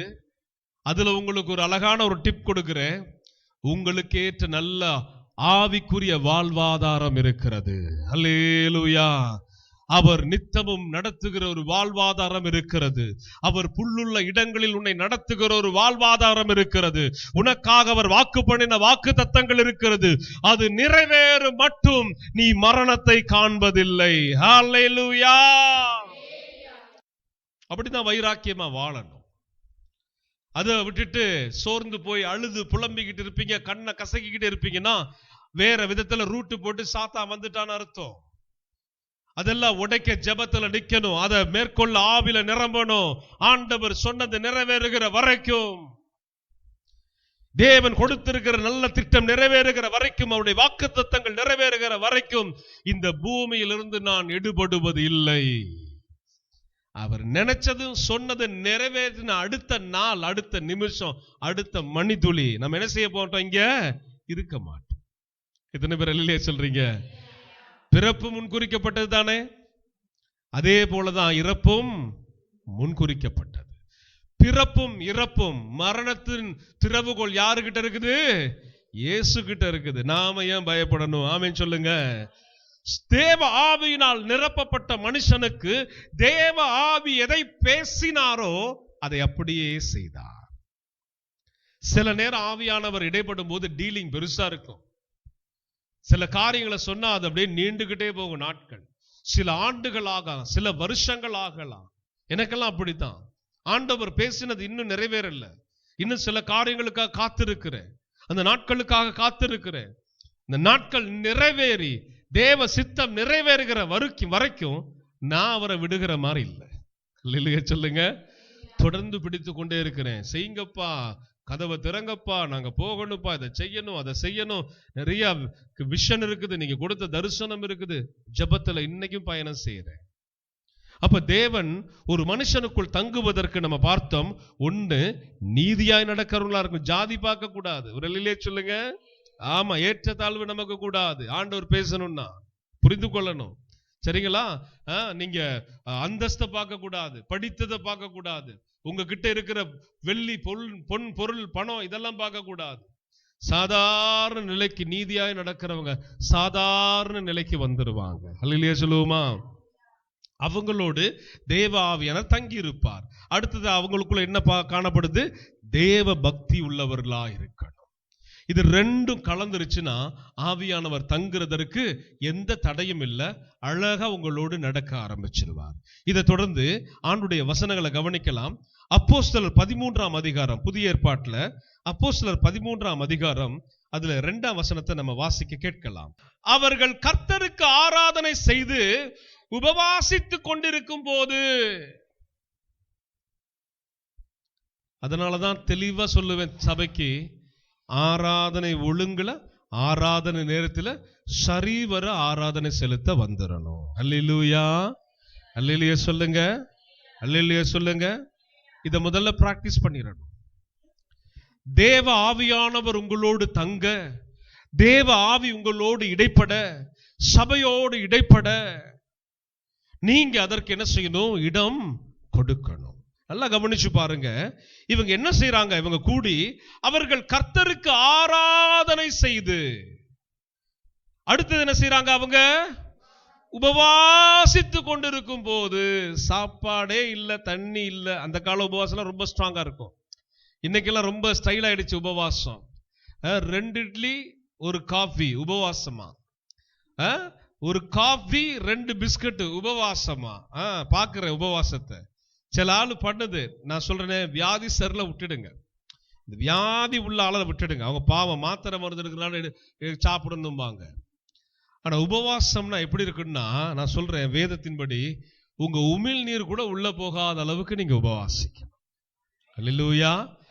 அது 6 மணி நேரமா இருக்கலாம், 12 மணி நேரமா இருக்கலாம், ஒரு 24 மணி நேரமா இருக்கலாம், 3 நாளா இருக்கலாம், 40 நாளா இருக்கலாம். வேதத்தின்படி அதான் உண்மை. ஒரு ஊழியக்காரர் என்கிட்ட சொல்றாரு, எதையாவது பிஸ்கட் சாப்பிட்டுட்டே உபவாசம் எடுத்துட்டு வாங்க அப்படிங்கிறாரு. Assembly of God pastor. Hallelujah சொல்லுங்க. நான் எதையுமே யோசிக்க மாட்டேங்க, எதையுமே மூடி மறைக்கவும் மாட்டேன். பைபிள் காலேஜுக்கு போயிட்டு வந்தால் பேசுற பேச்ச பார்த்தீங்களா? எதையாவது சாப்பிட்டுட்டு அப்படியே வாங்க, உபவாச கூட்டத்துக்கு வாங்க. அப்படி அல்ல. உபவாசம் என்பது பரலோகத்தில் இருக்கிறவர் இறங்கி வரணும். உபவாச ஜெபம் என்பது உன் ஜெபங்களுக்கு வெளியரங்கமாய் பதில் உண்டாகணும். ஆமென். அப்ப வைராக்கியம் உள்ளவங்களா உபவாசத்தில் இருக்கணும். இஸ்ரவேல் ஜனங்களுக்கு உபத்திரவம் வரும்போது அவர்கள் ரெட்டுடுத்தி அல்லும் பகலும் உபவாசம் இருந்து உமிழ் நீரை கூட விழுங்காமல் அவர்கள் தேவ சமூகத்திலே தரித்திருந்தார்கள். அதனாலதான் கர்த்தர் பேசுவார், வந்து தீர்க்கதரிசி அனுப்பி பேசுவாரு, ராஜாக்களோடு பேசுவாரு, ஜனங்களோடு பேசுவாரு. நாம் ஆராதிக்கிற தேவன் பேசுகிற தேவன். எத்தனை பேர் அல்லேலூயா சொல்றீங்க? இதை நீங்க கவனித்து பாருங்க. அவர்கள் ஆராதனை செய்து உபவாசித்துக் கொண்டிருக்கும் போது பர்னாவையும் சவுலையும் நான் அழைத்த ஊழியத்திற்காக அவர்களை பிரித்து விடுங்கள் என்று பரிசுத்த ஆவியானவர் திருவுளம் பற்றினார். ஒரு அல்லேலூயா சொல்லுங்க. சில சபையில இருக்குது சில ஊழியர்கள், சில உடன் ஊழியர்கள் அவங்களுக்கு ரொம்ப சாதகமா இருப்பாங்க, பிளஸ் பாயிண்டா இருப்பாங்க. அப்படியே பாத்தீங்கன்னா அந்த உடன் ஊழியர் அப்படியே விழுந்து விழுந்து ஊழியம் செய்வாரு. இந்த தலைவரும் பாத்தீங்கன்னா அப்படியே அதுல ரொம்ப சுகம் கண்டுட்டு ஆண்டவர் இறங்கி வந்து வெளியே கொண்டு போகணும் முடிவு பண்ணுவார் பாருங்க. அந்த தலைவன் விடவே மாட்டான். நான் வெளிப்படையா பேசுறேன். அது எப்படி நீ போகலாம் என்ன விட்டு? நீ இந்த ஊழியத்தில் எவ்வளவு காலம் இருந்திருக்கிற. பர்னாபாவையும் சவுலையும் பிரித்தது யாருங்க? சவுல்னா யார் தெரியுதா? இந்த இடத்துல பவுல் என்கிற அந்த தேவ மனிதனை தான் சவுல் என்று அங்கு குறிப்பிடப்படுது. பர்னாபாவையும் சவுலையும் பிரித்து விடு. சில சபைகள்ல சிலர் உதவிக்கர நீட்டி செய்யறாங்கன்றதுக்காக இயேசுவை வைக்க வேண்டிய இடத்துல சில ஊழியக்காரங்க அந்த ஆளை வச்சு அந்த ஆள் பிரச்சனை பண்ணிட்டு போகும்போது ஒரு சபையில பாதியால கூட்டிட்டு போய் இதெல்லாம் நான் பார்த்துட்டேன். எதுக்குன்னு கேட்கிறேன். உங்களுக்கு கொடுத்த ஊழியத்தை நீங்க செய்யணும். உங்களுக்கு கீழ் இருக்கிறவங்களை எப்ப கர்த்தர் இது போல பர்னாபாவையும் சவுலையும் பிரிப்பார் என்று எதிர்பார்த்து நிக்கணும். ஆமென் சொல்லுங்களேன். எந்த மனுஷன் மேலேயும் உங்க பாரத்தை வச்சிடக்கூடாது. எந்த மனுஷன் மேலேயும் முழு நம்பிக்கையை வைக்க கூடாது. என்னைக்கா இருந்தாலும் அவன் ஆபத்து. ஒருவேளை நல்லபடியா போனா வேற கதை, வேற மாதிரி போனா அது வேற கதை. இல்லையே சொல்லுங்க. சில ஊழியர்கள் புலம்புகிற புலம்பல் இருக்கு பாருங்க, பைபிள் தெரியல, பைபிள் தெரியல. அதனாலதான் உடன் ஊழியருடைய கருத்து வேறுபாடு. அவன் பிரிஞ்சு போனதுக்கு அப்புறம் அந்த ஆளை பற்றி சாகர வரைக்கும் கரிச்சு கொட்டது. ஏன்? இதுக்கா ஊழியம்? தேவ ஆவியை பெற்றவர்களாக எல்லாவற்றையும் ஆவியில் நிதானிக்கிறவர்களாக இருக்கிறாங்கன்னா, இங்க பேசின ஆவியானவர் தனிப்பட்ட நபர்கிட்டையும் பேசுவாரு, கூட்டத்திலையும் பேசுவாரு. ஒரு அல்லேலூயா சொல்லுங்க. இவர் சொன்னதுக்கு அப்புறம் இல்ல இல்ல நாங்க விட மாட்டோம்னு இவங்க சொல்ல முடியுமா? முடியாது. அவங்களுக்கு காலம் திட்டம் அவர் முன்குறிச்சது வந்துருச்சுன்னா அனுப்பு, நான் பாத்துக்கிறேன்னு சொல்லி அனுப்ப சொல்லிடுவார். அங்க போய் ஒரு பவுலை, அங்க போய் ஒரு பேதுருவை போல உருவாக்க விரும்புவார். அவர்தான், வேற ஒண்ணும் இல்ல. அங்க இவன் பிரிஞ்சு போய், இந்த மனிதன் பிரிஞ்சு போறதுனால ஒண்ணு நடக்க போறது இல்ல, நமக்கு ஒண்ணு லாஸ் கிடையாது. லாபம் யாருக்கு? இயேசு கிறிஸ்துவுக்கு. இங்க இருந்தா ஒரு 100 பேர் அப்படின்னு வச்சுக்கோமே, பிரிந்து போற ஆளு அங்க போய் ஒரு 200 பேர் ஆனா யாருக்கு லாபம்? இல்லையே சொல்லுங்க. பரந்த விரிந்த சிந்தனை உடையவர்களாய் ஆவியிலே வளர வேண்டும். அல்லேலூயா. உபவாசமும் ஜெபமும் தேவனுடைய ஆவியை தேவ ஆலயத்திலேயோ அல்லது கூடி ஜெபிக்கிற ஸ்தலங்களிலேயோ இறங்க செய்யும். தீர்க்க தரிசனத்தின் ஆவியானவர் வெளிப்படுவார். உபவாசித்து நம்ம 3வது வார உபவாசத்துல காத்து இருக்கிறோம். தேவ சமூகத்துல இன்னும் ஜனங்க கூடி வரணும். இன்னும் கூடி வந்து நல்லா ஜெபித்தா தேவனுடைய வல்லமை இறங்கி வரும். தேவனுடைய மகிமையை நாம் காண முடியும். கர்த்தருடைய ஊழியக்காரனான உங்களுக்கு எடுத்து சொல்லுகிறேன். அல்லேலூயா. அப்ப எதை செய்யணும், எதை செய்யக்கூடாது, தீர்க்க தரிசனத்தால் நமக்கு உரைக்கப்படும். நான் காத்துக்கிட்டே இருப்பேன் வருஷம் முழுவதும். எப்பெல்லாம் அவர் பேச விரும்புறாரோ, பேசுங்க ஆண்டவரே, ஊழியத்தை பத்தி பேசுங்க ஆண்டவரே, என்னுடைய பாதையில ஓட பேசுங்க ஆண்டவரே, நான் என்ன செய்யணும் பேசுங்க ஆண்டவரே, பேசுங்க பேசுங்க. அவரு குரல் கேட்டா தான் ரொம்ப நல்லா இருக்கும். அல்லேலூயா சொல்லுங்களேன். அவரு பேசினா தான் நல்லது. ஆமென் சொல்லுங்களேன். நான் ஒரே ஒரு 1 அல்லது 2 தீர்க்கதரிசிகளை எனக்காக ஊழிய பாதையில கர்த்தர் கொடுத்தார். நான் அவங்கள வருஷந்தோறும் போய் சந்திக்கிறது என்னுடைய வழக்கம். அவர்கள் ஊடாக தெளிவா பேசுவார். அல்லேலூயா சொல்லுங்க. என் மூலமா பேசுறது வேற, இன்னும் முதிர்ந்த ஆவிக்குரிய அந்தஸ்துல இருக்கிறவங்க மூலமா என்னோடு பேசுகிறது வேற. அதெல்லாம் ரொம்ப விரும்புவேன் நான். அப்ப அவங்களிடத்துல எல்லாம் பாத்தீங்கன்னா வருஷத்துல ஒரு முறை அவங்களை சந்திப்பேன், அவ்வளவுதான். அடிக்கடி போக கூடாது, போக விடவும் மாட்டார் ஆவியான. நான் கொடுத்ததை செய்ப்பா அப்படிம்பார். அப்ப தேவை அந்த காரியம். அவங்களெல்லாம் சந்திக்கும் போது எனக்கு தெரியும், ஆண்டவர் பேசினாலே ஊழியத்தை பத்தி தான் பேச. பர்சனலா எதை குறித்து நான் கவலைப்பட மாட்டேன். பர்சனல் ஜெபங்களுக்காக நான் உங்களை நாடி போக மாட்டேன். தேவ திட்டம் என்ன, தேவ ரகசியம் என்ன, நான் என்ன செய்யணும். ஜனவரி மாசம் 26ஆம் தேதி ஜூலி கர்த்தருக்குள்ள நித்திரை அடைகிறதுக்கு முதல்ல 10 நாளைக்கு முதல்ல தீர்க்கதரிசி ஊடாக ஜூலி மரணத்துக்கு பிறகு என்னென்ன என்னுடைய வாழ்க்கையில் நடக்கணும் தெளிவா பேசிட்டார். தெளிவா பேசிட்டாரு. 7ல இருந்து 8 நிமிஷம் அந்த தேவ மனிதர் தீர்க்க தரிசனமாக ஒவ்வொரு காரியமா பேசினார். அது எல்லாத்தையும் மைண்ட்ல ரெக்கார்ட் பண்ணிருக்கிறேன். அப்படியே அது இன்னைக்கு என் செவிகளை தொனிச்சுக்கிட்டே இருக்குது. ஓ, இதெல்லாம் நடக்கிறது அன்னைக்கு ஆண்டவர் பேசி இருக்கிறார். ஓ, இந்த வழியா நீ கடந்து போகிறது தேவன் பேசி இருக்கிறார், கர்த்தர் பேசினார்.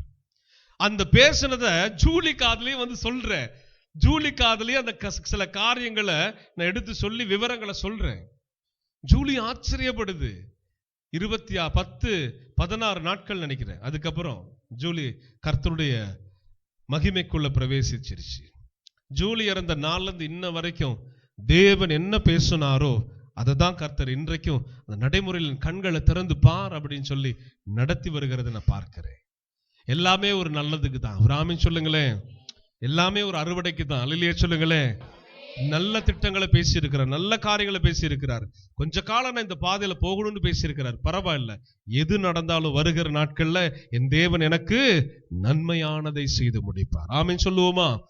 இதுல நம்ம கடைசியாக எசேக்கியேல் 11ஆம் அதிகாரம், பழைய ஏற்பாட்டுக்கு வாங்க. எசேக்கியேல் 11ஆம் அதிகாரம் 24ஆம் வசனத்தை வாசிக்க கேட்கலாம். பின்பு ஆவியானவர் என்னை எடுத்து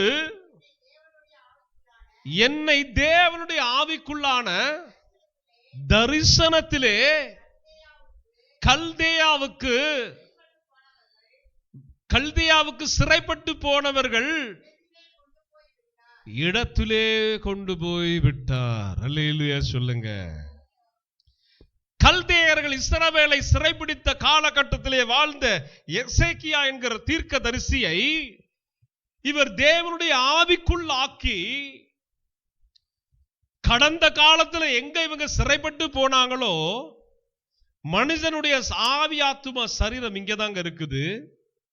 அவருடைய ஆவிய என்ன செய்யறார்? அப்படியே வந்து பிரித்தெடுத்து கல்தேயர்கள் இந்த இஸ்ரவேல் ஜனங்களை எங்கே கொண்டு போய் அடைத்து வைத்திருக்கிறார்களோ, சிறைப்பிடித்து அடிமைகளாக்கி வைத்திருக்கிறார்களோ, அங்க கொண்டு போய் நிறுத்துறார். குரலிலே சொல்லுங்க, லில்லியே சொல்லுங்க. கர்த்தருடைய நாமம் மகிமைப்படுவதாக, இயேசுவின் அன்பின் நாமம் மகிமைப்படுவதாக. தேவனுடைய ஆவியானவர் இறங்கி வந்தால் ஒரு மனுஷன் ஆவியை பிரித்து தரிசனங்களை காண்பித்து இவைகளை தீர்க்க தரிசனமாக நீ ஜனங்களுக்கு அறிவி என்று சொல்லி உங்களை பயன்படுத்தவும் கூடும். எத்தனை பேர் ஆமென் சொல்றீங்க? அப்படிதான் எசேக்கியேல் தீர்க்கதரிசியை கர்த்தர் பயன்படுத்தியிருக்கிறார். அதே போல ஏசாயா தீர்க்க தரிசன புஸ்தகம் 11ஆம் அதிகாரம் 2ஆம் வசனத்தை நாம் எடுத்துக்கொண்டால் வேதத்தில் அழகாக நம்ம தெரிந்து கொள்ள வேண்டிய காரியங்கள் பதிவு செய்யப்பட்டிருக்குது. தீர்க்க தரிசனத்தின் ஆவியானவர், பரிசுத்த ஆவியானவர் நமக்குள் வரும்போது இவைகளை நாம் பெற முடியும். வாசிக்க கேட்கலாம். நான் வாசிக்கிறேன், கவனமா கேளுங்க. ஞானத்தையும் உணர்வையும் அருளும் ஆவியும். எல்லாரும் சொல்லுங்க. ஞானத்தையும் உணர்வையும் அருளும் ஆவியானவர். ஹல்லேலூயா. அதாவது அருளும் ஆவியும் என்று எழுதப்பட்டிருக்கிறது. தேவ ஆவியானவரிடத்தில் இருக்கிற 2 காரியம். ஒன்னு ஞானம், எப்படி நாம் நடந்து கொள்ள வேண்டும், உலக வாழ்க்கையில் எப்படி நடந்து கொள்ள வேண்டும், குடும்பத்தை எப்படி நடத்த வேண்டும், ஆலயத்தை எப்படி நடத்த வேண்டும், ஊழியம் எப்படி செய்ய வேண்டும், இவர்களை எப்படி நாம் கையாள வேண்டும், இந்த பிரச்சனை எப்படி சால்வ் செய்ய வேண்டும், இதற்கு என்ன தீர்வு? தேவனுடைய ஆவியானவரிடத்தில் ஞானம் இருக்குது. ஆவியானவர் உங்களை நிரப்பினால் தேவனுடைய ஆவியினால் நீங்கள் நிரப்பப்படுவீர்கள். ஆவியினால் நிரப்பப்படுகிற ஞானத்திலே வெளிப்படுவீர்கள். அடுத்தது அவங்க கிட்ட என்ன காணப்படும்னா உணர்வு இருக்கும். எப்படி தெரியுமா? தாவீதை போல உணர்வு இருக்கும். அல்லேலூயா சொல்லுங்க. கடவுளுக்கு பயந்து பயந்து நடப்போம். ஆமென். தேவனுக்கு பயந்து நடக்கிற அனுபவம் கிடைக்கும். உணர்வு இல்லாததுனால தான் எதையுமே துணிகரமா செய்வோம். தேவனுக்கு பிரியமில்லாததையும் துணிகரமாக செய்வோம். இயேசு விரும்பாதவைகளையும் நாம் துணிகரமாக செய்வோம். அதனால் ஆவியானவரை பெற்றுக்கொள்ளுகிற பெனிஃபிட் பார்த்தீங்கன்னா, ஒன்னு நல்ல ஞானம் கிடைக்குது, 2வது உணர்வை அருளும் ஆவி. வசனத்தின் ஊடாக உங்களை உணர்வடைய செய்வார். உலக பிரகாரமான நல்ல சட்ட திட்டங்களுக்கு உங்களை உணர்வடைய செய்வார். கிறிஸ்தவர் சொல்லுவோம், மூழ்கி ஞானஸ்தானம் எடுத்திருக்கோன்னு சொல்லுவோம்.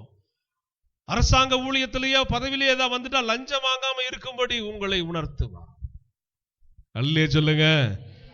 அதெல்லாம் ஒரு பக்கம் இருக்கட்டும், இதெல்லாம் பொழப்பு நடக்குமா? கைய கொஞ்சம் சைட்ல அப்படி விட்டா ஆண்டவருடைய ஆவியின் எல்லைகளை நீங்க விட்டு போயிட்டீங்கன்னு அர்த்தம். லஞ்ச லாவணியம், இன்னும் குறுக்கு வழியில போற ஆளு, பொய் பேசி வியாபாரம் செய்யற ஆளு, தேவனுடைய ஆவி அவர்கள் பெற முடியாது.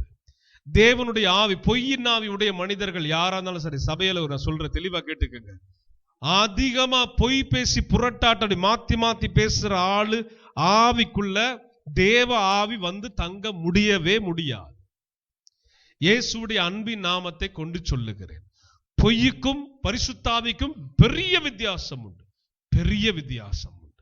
அதனாலதான் பொய் பேசுகிற உணர்வு அடைந்து, ஐயோ நான் பேசுகிறது தவறு, இது கர்த்தருக்கு அருவருப்பான காரியம், தேவ பார்வைக்கு உண்மையாவே நான் வாழ்ந்து முடிக்கணும்னு சொல்லி அர்ப்பணித்து அதை அப்படியே கண்ட்ரோல் பண்ணி அதை அழிக்கிறாங்க பாருங்க. அவங்களுக்குள்ள தேவ ஆவியானவர் வந்து தங்க முடியும். உலகத்தின்படி ஒரு ஆளா இருந்துச்சுன்னா ஆவியானவர் வந்து தங்க மாட்டார். அப்படிப்பட்டவர்கள் தீர்க்க தரிசனம் சொன்னால் அது கள்ள உபதேசம். பொய் பேசி பொய் புரட்டாட்டத்தோடு செயல்படுகிற மனிதர்கள் தீர்க்க தரிசனம் உரைக்கிறார்கள் என்றால் அது பொய்யான காரியம். அது தேவனிடத்திலிருந்து வந்தது அல்ல, பரிசுத்த ஆவியானவர் பேசவும் இல்லை. தெரிந்து கொள்ளணும். அப்ப பாருங்க, அது ஆலோசனையும். அடுத்ததாக 1 ஞானம், 2வது உணர்வு, 3வது ஆலோசனையையும் பெலனையும். அடுத்தது என்னங்க? ஆலோசனையும் பலனையும், அடுத்தது அருளும் ஆவியும் அறிவையும், கர்த்தருக்கு பயப்படுகிற பயத்தும் அருளும் ஆவியும் ஆகிய கர்த்தருடைய ஆவியானவர் அவர் மேல் தங்கி இருப்பார். யார் மேல் இருப்பாரா? சத்தமா சொல்லுங்க. இது யாருக்கு சொல்லப்பட்டது? இயேசுவுக்கு சொல்லப்பட்டது. இப்ப ஒரே ஒரு கேள்வி, இயேசு கிறிஸ்துவின் மேல் தங்கின ஆவியானவர் தான் நம்ம மேலே தங்குகிறார் அப்படின்னு நான் நிச்சயித்திருக்கிறேன். எத்தனை பேர் ஆமென் சொல்றீங்க? இயேசு மேல் தங்கினது வேறு ஆவியானவர், என் மேல் தங்க போவது வேறு ஆவியானவர் அல்ல. இயேசு மேல் தங்கின ஆவியானவர் ஞானத்தின் ஆவியானவர், உணர்வை தருகிறவர், ஆலோசனை தருகிறவர், பலனையும் அருளுகிறவர், அதோடு சேர்த்து பக்தியும் அருளும் ஆவியானவர் இயேசு மேல் தங்கினாரு. அதே ஆவியானவர் என் மேலும் தங்கியிருக்கிறார். அல்லேலூயா. இந்த தீர்மானத்தோடு நீங்க உங்க நாட்களை கடந்து போங்க. இயேசுவுடைய அன்பின் நாமத்தை கொண்டு சொல்றேன். சபையில் இருக்கிற ஒவ்வொருவரையும் தீர்க்க தரிசன அபிஷேகத்துல நிரப்புவார். தீர்க்க தரிசன ஆவியானவர் இடைப்படுவார். உங்களையும் கர்த்தர் எழும்பச் செய்வார். ஆவியாகிய தேவன் செயல்படுவார். ஹல்லேலூயா. பிறர் மேல குற்றச்சாட்டு வைக்கிறவங்களா இருக்கக்கூடாது. பொய் சொல்லி யாரு மேலேயாவது பொய் சாட்சி சொல்லி பிரிவினைகளை உண்டாக்குறவங்களா இருக்கக்கூடாது. கர்த்தருக்கு பிடிக்காத அருவருப்பான இந்த மாதிரி காரியங்களை செய்து கொண்டு தேவன் என்னோடு பேசினார் சொல்லவே சொல்லாதீங்க. நீங்க தேவனுக்கு தூரமானவர்கள். அப்ப அதை விட்டு முதல்ல மனம் திரும்பி வந்தா, தேவ பக்தி உள்ளவர்களாக நிறைந்து வாழ்ந்தா தேவ ஆவி இவ்விதமாக செயல்படுவார். நாம வேதத்தை வைத்துட்டு இன்னைக்கு கேட்ட வேத வசனத்தின்படி தீர்க்க தரிசன ஆவியானவருடைய அனுக்கிரகங்களை பெறும்படி, ஆவியானவர் இயேசு மேல தங்கினால் என்னென்னலாம் வருமோ அது நமக்குள் செயல்படும்படி ஒப்பு கொடுத்து நம்ம ஜெபிக்கலாமா? எல்லாரும் வாய் திறந்து ஜெபிக்கணும். இந்த ஜெப வேலையை நீங்க விட்டுட்டீங்கன்னா அடுத்தது நீங்க தேவனிடத்திலிருந்து பெறுகிறது அவைகள் கடினமாக மாறிவிடும். கர்த்தர் சமூகத்துல எல்லாரும் வாய் திறந்து சத்தமிட்டு நம்ம கேட்க ஆரம்பிக்கலாமா? இயேசுவின் நாமத்தினாலே, இயேசுவின் நாமத்தினாலே இதோ நாங்கள் இணைந்து ஜெபிக்கிறோம். எல்லாரும் ஆவியானவரை கொஞ்ச நேரம் அன்போடு வரவழைக்கலாமா? வாங்க. இயேசுவின் ஆவியானவர், பரிசுத்த ஆவியானவர், இயேசு சொன்ன ஆவியானவர், கேளுங்க. அவர் வரணும்னா, அவர் உங்களையும் நிரப்பணும்னா, உங்களோடு இடைப்படணும்னா, உங்களுக்கு தீர்க்க தரிசன அபிஷேகம் வேணும்னா, ஆவியான தேவன் உங்களோடு செயல்படணும்னா, தேவ தீர்க்க தரிசிகளை பயன்படுத்தின தீர்க்க தரிசனம் உடையவர்களாய் மாற வேண்டும் என்றால் கர்த்தருடைய ஆவியானவர் உங்களுக்குள் இறங்கி வர வேண்டும். அவர் இறங்கி வந்தால் இயேசுவுக்குள் என்ன செய்தார்? அவர் உணர்வுள்ளவராக அவரை பயன்படுத்தியிருக்கிறார். அதுபோல அவரை பலனுள்ளவராக பயன்படுத்தியிருக்கிறார். ஆலோசனை கர்த்தராக அவரை பயன்படுத்தி இருக்கிறார். அதுபோல ஞானம் உள்ளவராக இயேசுவை பயன்படுத்தி இருக்கிறார். இவைகளை பெற வேண்டும் என்று சொன்னால் பரிசுத்த ஆவியானவர் உங்களிடத்திலே வந்து தங்க வேண்டும். உங்கள் இருதயம் திருக்கும் கேடுள்ளதமா இல்லாமல் தேவனுக்கு பயந்து சுத்தமுள்ள ஒரு இதயத்தை கேட்டு ஆண்டவரிடத்திலே பெற்றுக்கொள்ள கடவோம். அல்லேலூயா. என் இருதயம் புதுப்பிக்கப்படுவதாக. சொல்லுங்க, ஆண்டவரே என் இருதயம் புதுப்பிக்கப்படுவதாக, என்னுடைய செயல்கள் உமக்கு பிரியமாக இருப்பதாக. ஏசாயா 11:2 படியே நாங்கள் ஆண்டவரே அதுபோல மாற தேவ பலன் எனக்கு தருவீராக. தேவ ஆவி என் மேல் ஊற்றப்படுவீராக. பரிசுத்த ஆவியானவரே என்னை நிரப்பும். தேவ ஆவியானவரே என்னை நிரப்பும். கேளுங்க. ஒருவரும் அமைதலா இராதபடி பரிசுத்த ஆவியில நீங்க நிரப்பப்படும்படி கேளுங்க. கர்த்தருடைய ஆவியானவர் இன்றைக்கு இடைப்படுவார். கர்த்தருடைய ஆவியானவர் இன்றைக்கு செயல்படுவார். பரிசுத்த ஆவியின் பலத்தினால ஆலோசனை கர்த்தரார் உங்களோடு அவர் செயல்படுவார். ஆலோசனை தருகிற தேவன் இது வழி, இதுல நடை என்று உங்களுக்கு கற்றுக் கொடுப்பார். ஆவியின் அபிஷேகம் அவசியம். தீர்க்க தரிசன அபிஷேகம் அவசியம். கர்த்தருடைய ஆலோசனை அவசியம். கர்த்தருடைய பலன் அவசியம். கேட்கலாம் கேட்கலாம். கர்த்தருடைய ஆவியானவர் உங்களோடு கூட இடைப்படுகிறவராக தேவ ஆலயத்திலே நின்று கொண்டிருக்கிறார். அன்று சாமுவேலை சந்தித்த கர்த்தர், அன்று சவுலையும் பர்னபாவையும் பிரித்து விடும்படி பேசின கர்த்தர், இதோ ஆவியாகிய தேவனாக திருச்சபையிலே அவர் நின்று கொண்டிருக்கிறார்.